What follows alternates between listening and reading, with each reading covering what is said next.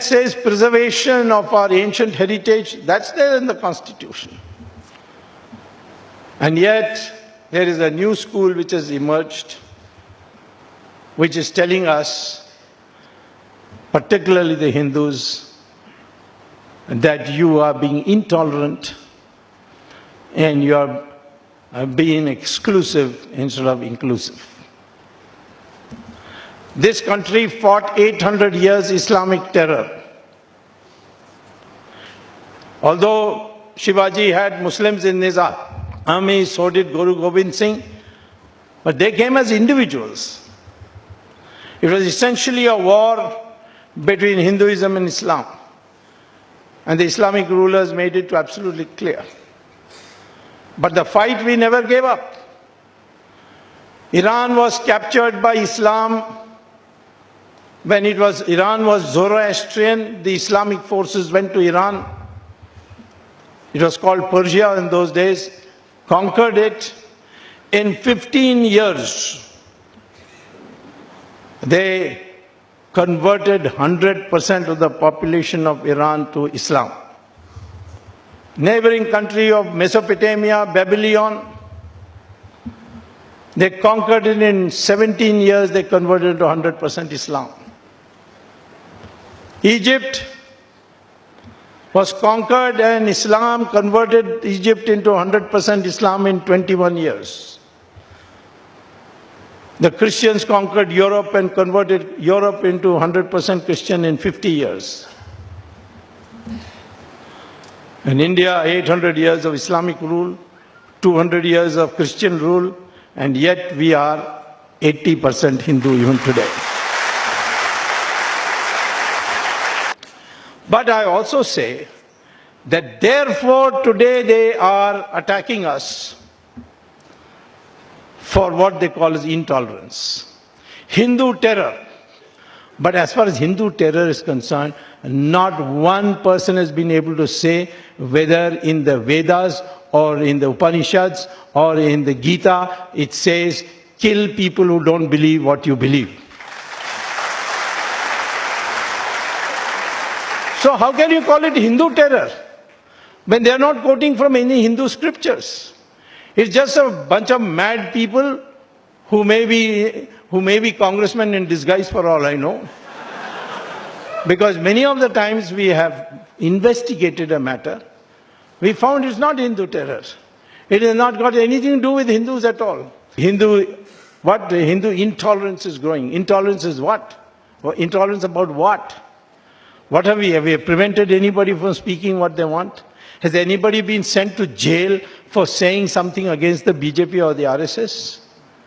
They will spread canards and canards. Mahatma Gandhi was killed by RSS. Which commission inquiry says that? Jawaharlal Nehru said it. But Jawaharlal Nehru is not the final authority.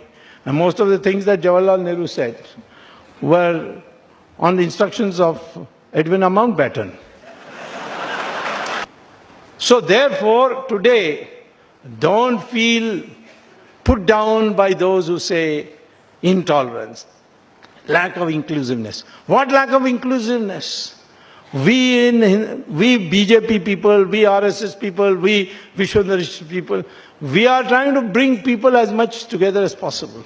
Why did we win the 2014 election and why we are going to win the 2019 election, 2024 election?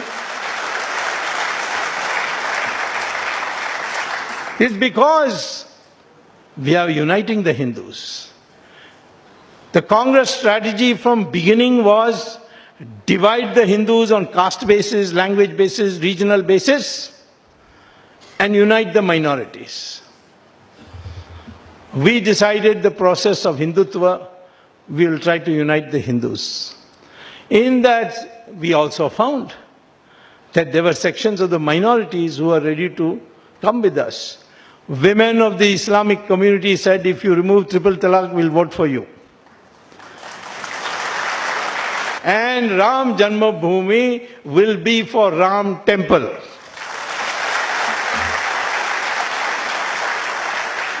Rajdeep Sardesai says instead of temple we should build a hospital. I'm not against building an hospital. across Saryu River for the benefit of Rajdeep. But it will be called a mental hospital, not a physical. What we need today is every Hindu says, I am Hindu first, then only I am Brahmin, Kshatriya, etc. And those who can protect this heritage of Hindus will get preference over anything else. But this country must get back the glory of its old civilization, the united Hindu civilization in which others live as equal partners. And that is where you should be careful of those who intellectually try to overpower you to think what you are not, or not think what you are. You are all one people of this subcontinent called Hindustan, and we are one people. All these caste barriers and all are artificial. They were brought in originally for a different purpose of division of labor. We are one India.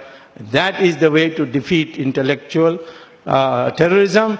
That is the right way of going about it. Right means we may be called right-wing or anything, but the focus is the cultural renaissance of India. That is the right response. Thank you very much.